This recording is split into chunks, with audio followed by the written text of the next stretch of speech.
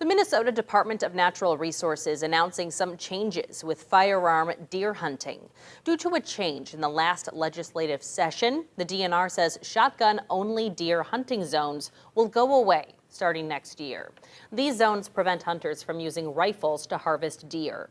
DNR's acting big game program coordinator, Paul Burr, says the change will permit people to hunt using rifles unless their county formally passes an ordinance restricting the use of such guns. Burr says there is a misconception that the purpose behind shotgun-only zones is for safety. A lot of folks think that, southern Minnesota, it's pretty flat, it's pretty open.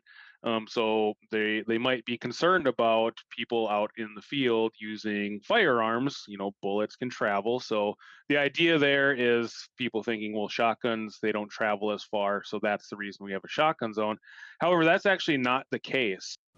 Burr says the reason behind shotgun-only deer hunting zones is to limit hunters on their ability to harvest deer. He says the past few winters have been mild throughout Minnesota, which he says has helped deer survive. We don't need to put that limit on deer or on hunters anymore.